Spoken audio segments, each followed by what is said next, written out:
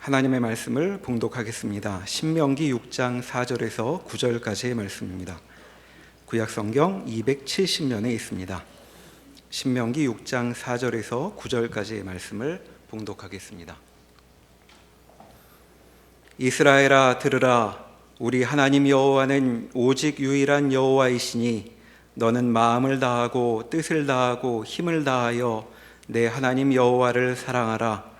오늘 내가 네게 명하는 이 말씀을 너는 마음에 새기고 내 자녀에게 부지런히 가르치며 집에 앉았을 때에든지 길을 갈 때에든지 누워있을 때에든지 일어날 때에든지 이 말씀을 강론할 것이며 너는 또 그것을 내 손목에 매어 기호를 삼으며 내 미간에 붙여 표로 삼고 또 내 집 문설주와 바깥문에 기록할지니라. 아멘. 오늘은 이제 신명기를 다루게 되었는데요. 우리 본문으로 읽은 그 구절이 굉장히 이렇게 직선적이고 강력합니다. 이스라엘아 들으라. 이렇게 돼서 이 신명기 6장을 들으라로 제목을 붙여서 제 학자들이나 또는 목사님들이 설교할 때나 신명기 6장은 들으라. 우리 히브리어로는 쉐마입니다. 하나쯤은 외워두셔야, 우리가 아는 히브리어는 아멘 하나밖에 없고 할렐루야 하나밖에 없는데 쉐마 하나 더 붙이시기 바랍니다. 이스라엘아 들으라. 무슨 얘기가 나오냐면 우리 하나님 여호와는 오직 유일한 여호와이시니 너는 마음을 다하고 뜻을 다하고 오늘 내가 네게 명하는 이 말씀을 마음에 새기고 부지런히 가르치고 길을 갈 때든지 누워서 있을 때든지 또 그것을 손목에 메고 미간에 붙이고 문설주와 바깥문에 기록하라. 이렇게 아주 강하게 얘기합니다. 우리가 기독교 신앙인으로서 이제 특별히 조심해야 되고 주의해야 될 분별이 있습니다. 그래서 신에 대한 자연신관이 인간에게 본성적이기 때문에 자연신이란 우리가 만든 신을 말합니다.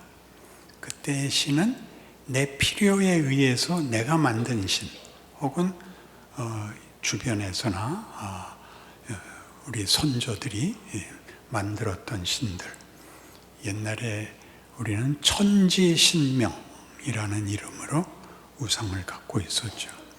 그런 우상들은 다 내 필요에 그 보상을 또는 해결을 또는 복을 달라고 우리가 만든 신이고, 성경은 지금 여기 제일 처음에 나오듯이 이스라엘아 들으라. 우리 하나님 여호와는 오직 유일한 여호와시니 라고 하는 유일이란 건 그런 다른 모든 신과 구별되는 그 정체와 속성과 또 우리와의 관계에서 아주 특별한 분이시니 제대로 섬겨라. 이렇게 된 겁니다.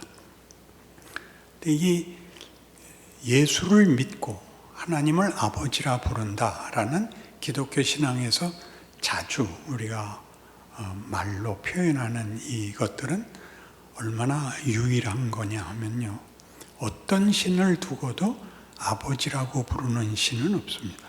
그러니까 부모인 신은 없는 거죠. 우리가 그 신을 찾아갈 때는 필요를 채우기 위해서 가고, 그래서 그 신이 요구하는 어떤 것을 드려서 보상을 받으러 갑니다. 대부분은 그때 보상을 받을 만한 것이 도덕성이거나 치성입니다. 그 신을 아주 열심히 숭배를 하면 준다고 믿는 것인데, 그 필요는 언제나 인간이 생각한 현실적인 필요입니다. 병이 들었다든가 어려움을 겪었다든가 무엇이 더 필요하다든가 하는 것들이 다 인간과 인간의 삶에서 우리가 현실로 겪는 것들인데, 기독교는 그것과 다릅니다. 일단 우리로부터 출발하는 신앙이 아니고 하나님으로부터 출발하는 것이라서 우리가 그 성경의 가장 중요한 요절 중에 하나로 이제 부르기로 한 에베소 1장 3절에서 6절 같이 찬송하리로다 하나님 곧 우리 주 예수 그리스도의 아버지께서 하늘에 속한 모든 신령한 복을 우리에게 주시되, 이렇게 우리가 믿는 하나님은 하늘에 속한 모든 신령한 복을 우리에게 주시려고 우리를 창세전에 택하시고 그리스도 안에서 그의 자녀로 삼으시고 우리에게 거저 주시는 바 그의 은혜의 영광을 찬송하게 하려 함이라 라고 해서 아주 다릅니다.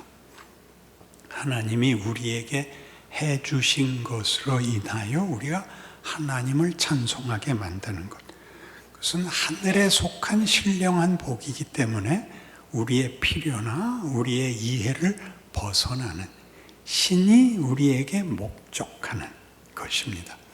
그것은 우리 현실 속에서도 여러분이 자식을 길러보면 자식이 제일 이쁠 때는 말 잘 들을 때입니다. 부모는 자식이 말 잘 듣는 게 제일 이쁜데, 전에도 예를 들었듯이 그 제일 이뻤던 3살에서 5살에서 몸은 잘하고 생각하는 건 애 같으면 병 중에서 제일 큰 병이라는 걸 알게 됩니다.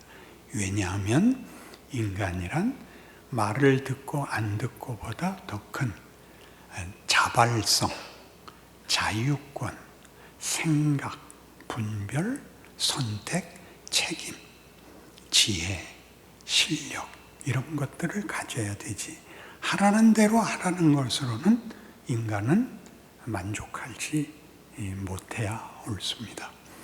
그래서 지금 이 신명기를 펼쳐놓고 우리가 볼 때 대부분 성도들이 구약 성경을 읽을 때에도 큐티를 할 때, 매일 성경으로 할 때도 대부분의 구약 설명은 순종을 했다, 못했다, 순종을 해서 복을 받았다, 배반해서 벌을 받았다라고 이분법으로 나누어지는데, 이 신명기는 굉장히 중요한 책으로 말하자면 바로 그런 이분법을 넘어서는 하나님과 하나님에 대한 우리의 신앙의 내용을 소개하고 있습니다.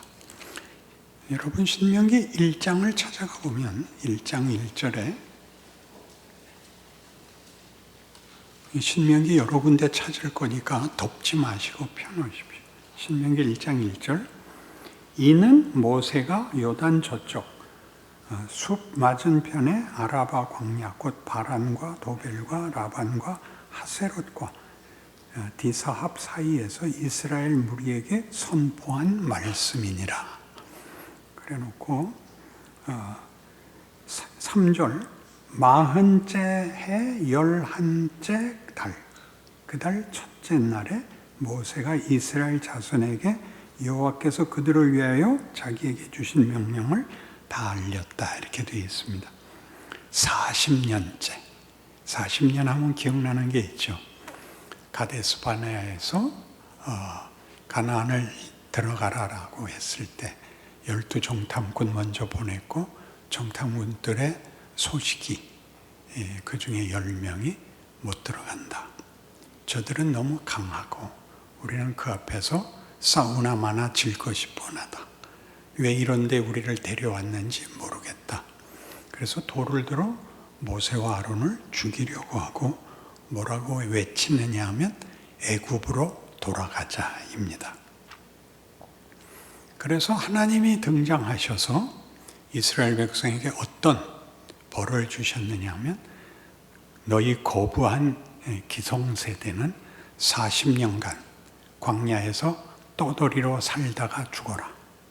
그 후손을 데리고 내가 가나안을 들어가겠다. 그렇게 된 게 40년입니다. 그러니까 지금 신명기 1장의 시작을 보면 이것이 그 40년이 다 차서 기성세대는 다 죽고, 그 다음 제2세대 앞에서 모세가 하는 설교인 것입니다. 출애굽 사건에서 언제나 백성들의 불만이나 혹은 하나님이 하실 말씀이 있을 때는 하나님이 말씀하셨다인데, 신명기에서는 하나님의 말씀이지만 모세를 통하여, 모세가 방법론이 된 것이 아니라 모세가 납득한, 항복한, 그리고 꼭 남겨야겠다고 본인이 생각한 것을 이제 백성들에게 하는 것입니다. 그래서 신명기는 모세의 설교입니다. 그러니까 모세의 설교라는 것은 하나님이 우리에게 하라고 하고 우리 역사 속에서 개입하셨고 또 약속하여 미래의 목적으로 두신 모든 것들은 납득할 만하고 귀한 것이고 꼭 성취해야 되는 우리의 복이다 라고 전제하고 있는 것입니다. 그래서 예를 들면 신명기 4장에 오시면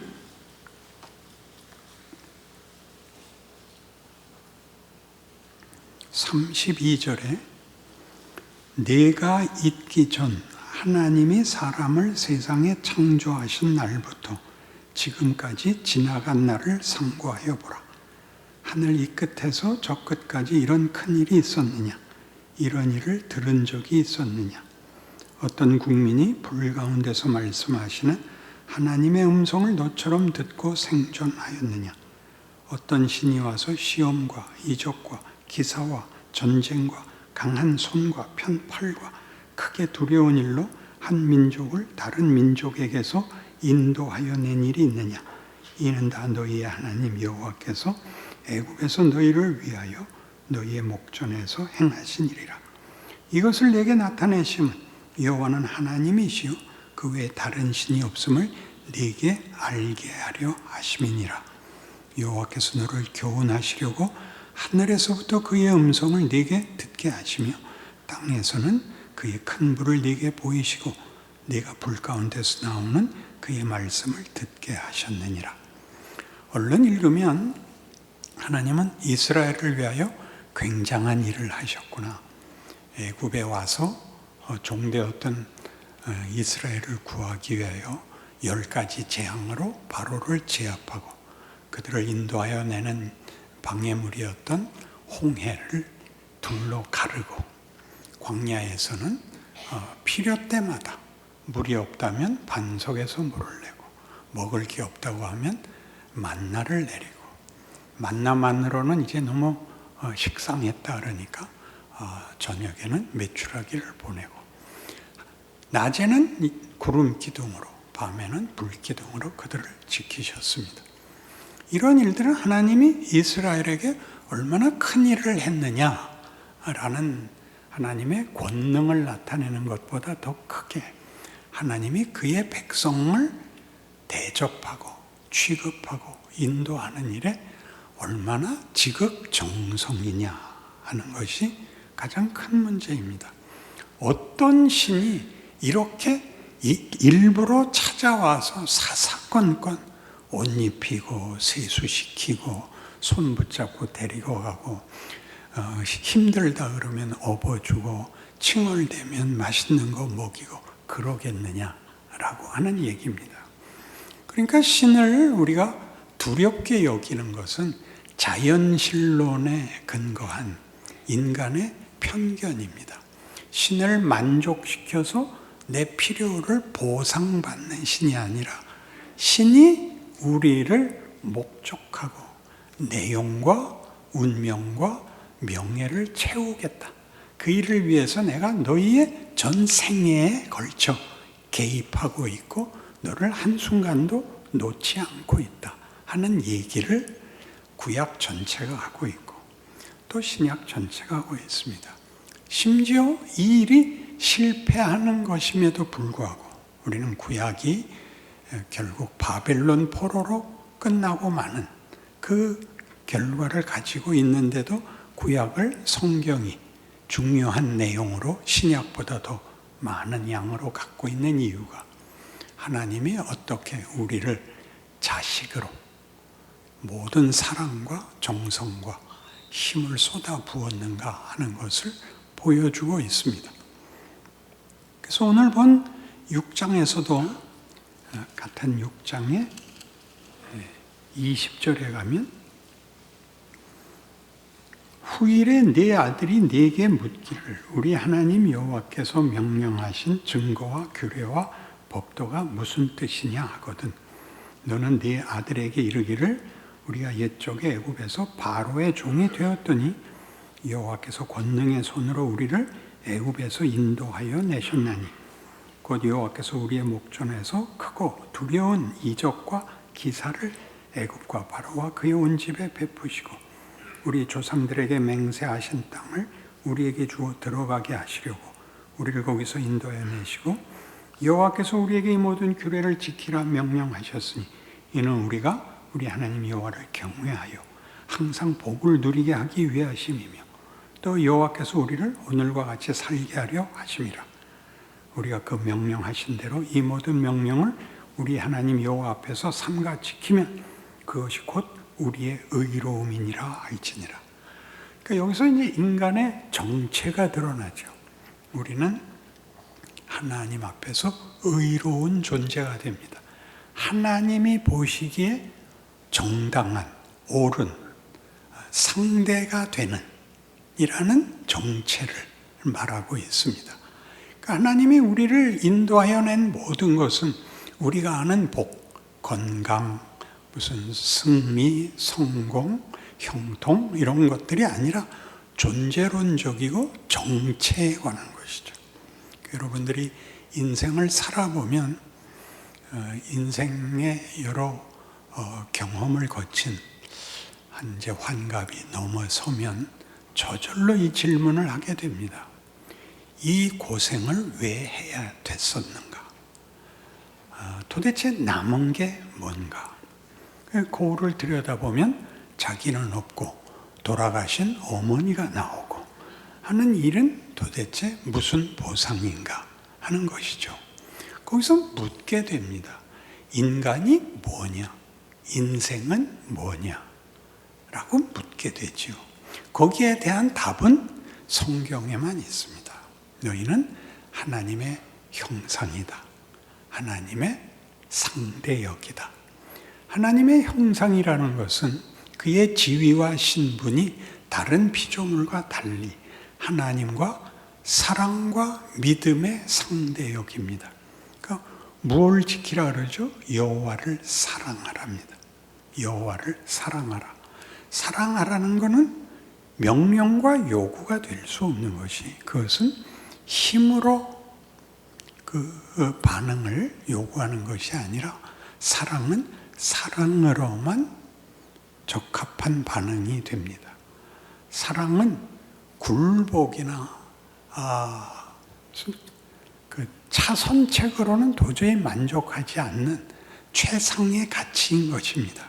그러니까 하나님이 우리 보고 하나님을 사랑하라 하는 것은 하나님과 우리의 관계에서 우리를 어디까지 높이고 있는가, 어디까지 가겠다고 하는가 하는 문제지요.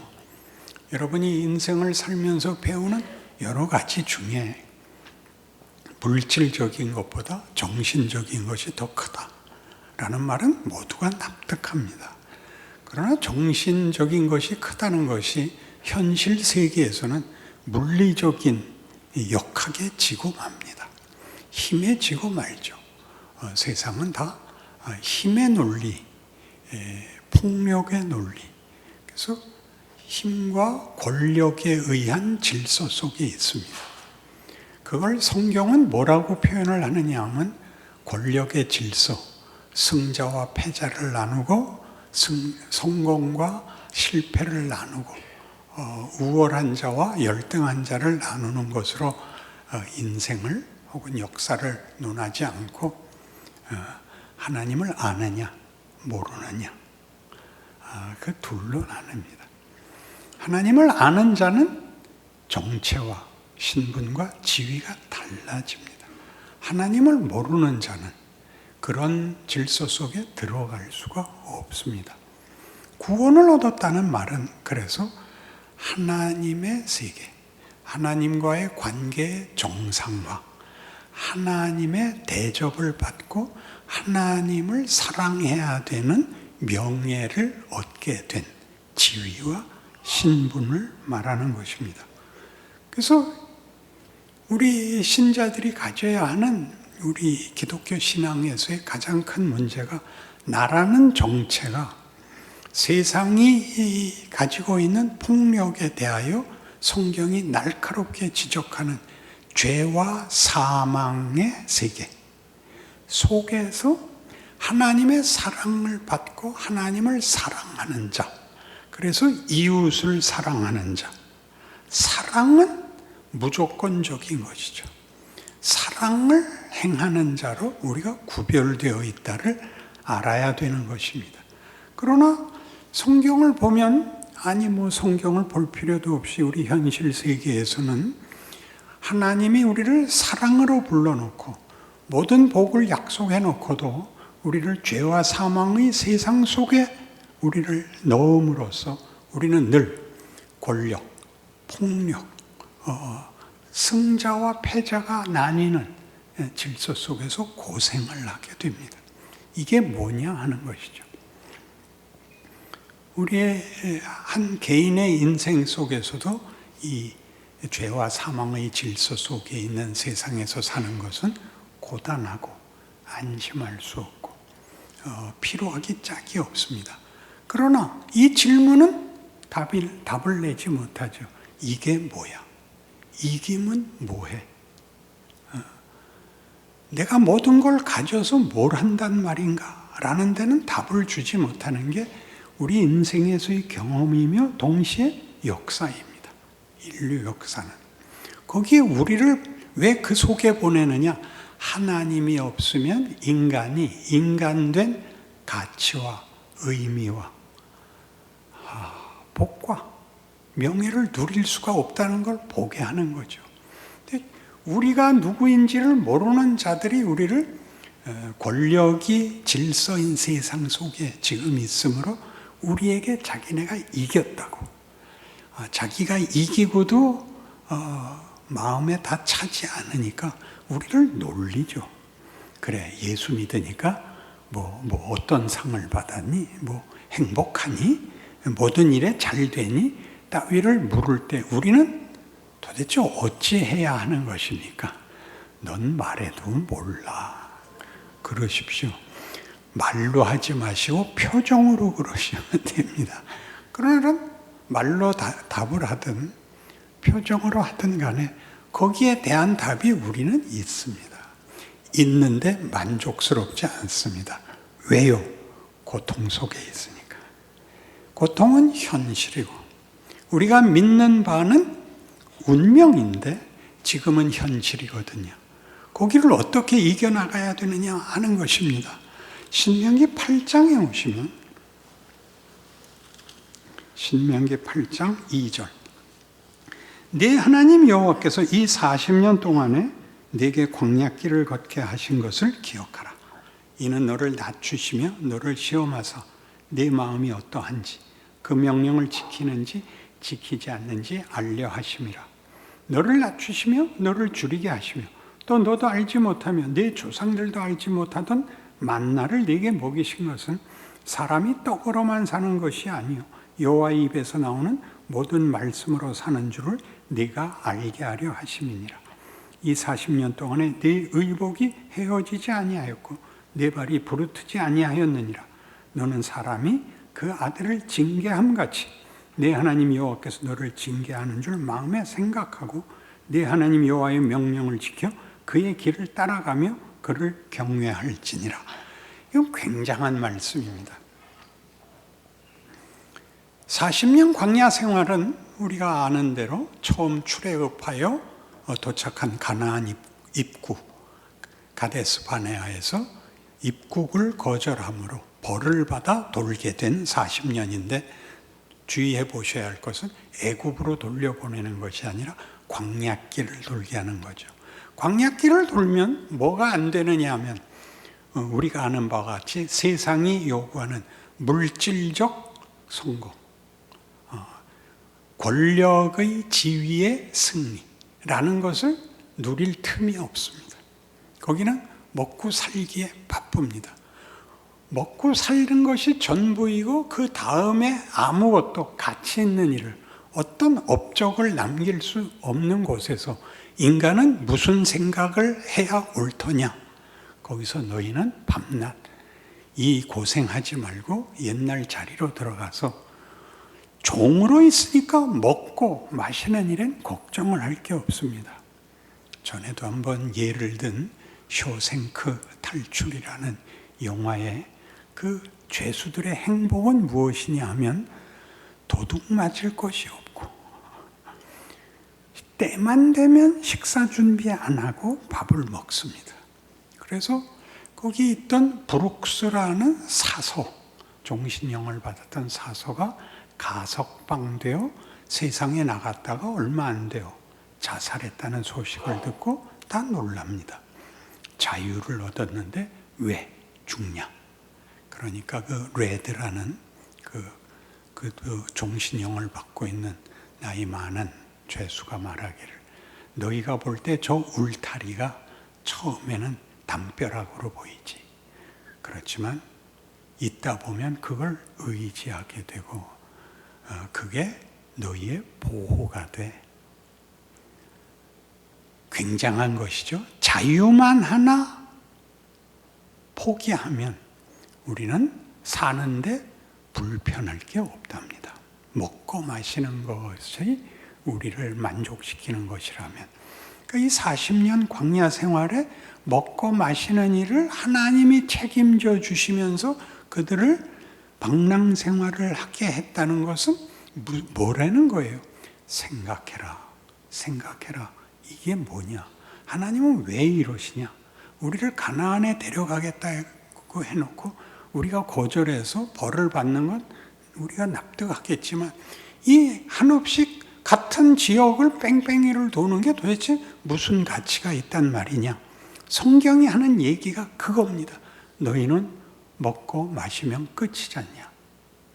나는 너희를, 인간이 한 인생을 그저 살아내면 그만인 것으로 만들지 않았다. 너희가 종되었을 때는 너희가 너희 인생을, 너희의 정체를 고민할 것도 만들 수도 그런 기회도 없었다. 내가 너희를 거기서 꺼낸 것은 너희를 인간을 만들려고 꺼낸 것이다. 하나님이 기뻐하는, 만족해하는, 그래서 우리의 명예와 영광됨이 아버지의 자랑이 되게 하겠다. 그건 우리 세상 속에서 그 같은 내용을 이해하는 것은 부모와 자식에서 그렇죠. 자식이 부모보다 낫다 소리를 들어야죠. 자식을 위해서 부모가 죽지, 부모를 위해서 자식을 잡는 부모가 없습니다. 그러니까 기독교라는 건 어마어마하게 다른 거죠. 신이 우리를 자식으로 삼아 신이 우리를 돕겠다는 겁니다. 우리를 섬기겠다는 겁니다. 나는 섬김을 받으러 온 것이 아니요 섬기러 왔노라. 이런 말들은 얼마나 굉장한 말입니까? 그러나 우리는 바로 이런 정체에서, 신분에서, 운명에서 신이, 우리 보통 얘기하는 그 신, 권력을 갖고 있고 제멋대로인데 가서 아첨을 떨어야 보상 하나 해주는 신이 아니라 우리를 이 영광과 이 감동의 존재, 하나님의 영광에 찬송이 되는 존재를 만들겠다고 한다. 그러니까 새삼스럽게 스스로에게 물으세요. 내가 예수를 믿는다는 말이 여기까지 다 있나? 기대가, 약속이 내 신앙의 의식 속에 아직도 자리가 있나? 여길 다 놓쳐서 대강 믿게 됩니다. 더 이상 상상하지 않기로, 더 이상 기대하지 않기로. 그래서 매일의 인생이 세상 사람들이 악역을 하는 것 같이 나는 내 역할을 해야 돼요. 너희를 핍박하는 자를 저주하지 말라. 핍박하지 말고 어떻게 해라? 로마서 12장 축복하라죠. 왜? 벤허라는 영화에서 메살라가 없으면 벤허는 만들어지지가 않습니다. 벤허도 안 봤다. 성경은 안 봐도 벤허는 봐야죠. 현실은, 성경을 모를 때도 현실은 우리에게 있지 않습니까? 그 악역 때문에 어디까지 갔죠? 벤허가 복수를 해봤자 아무런 남는 게 없더라. 이게 뭐냐? 이게 뭐냐? 그거 가서 십자가에서 들은 말을 듣고 와서 아내에게 해야죠. 그 말씀이 내 가슴에 있던 칼을 놓게 해서 아버지여 저들을 사하소서. 저들이 자기가 하는 일을 알지 못하나이다. 신자로 산다는 것은 굉장한 것입니다. 여러분들이 이기기 위해서 신앙을 발휘하는 것이 아니라 이 명예, 이 영광, 정체, 신분을 지키는 것이 우리의 복이기 때문입니다. 인간이란 이래야 돼 라는 지점에 우리가 부름을 받아 있는 겁니다. 그래서 우리는 세상의 빛이고 소금이라는 것입니다.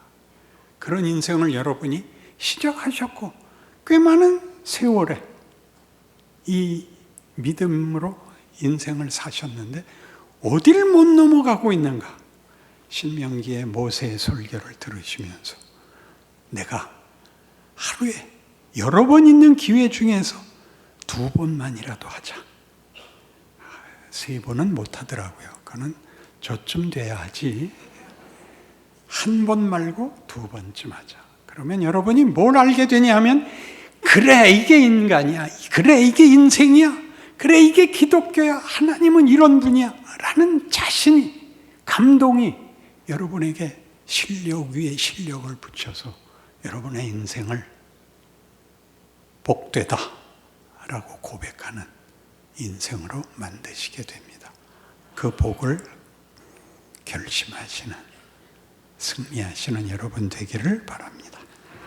기도하십시다. 하나님 아버지, 우리는 복된 존재입니다. 우리를 예수 그리스도 안에 있는 하나님의 사랑에서 끊을 자 없습니다. 섬기고 나누고 지고 축복하여 우리가 가진 것이 무엇인지, 우리라는 존재가 무엇인지 마음껏 자랑하게 하시옵소서. 그리하여 아버지께서 그 아들을 세상에 보내신 것 같이 우리가 이 죄와 사망의 자리에 보냄을 받은 진리요 생명이라는 사실로 매일 하루하루를 기적되게 하여 주시옵소서. 예수님 이름으로 기도합니다. 아멘.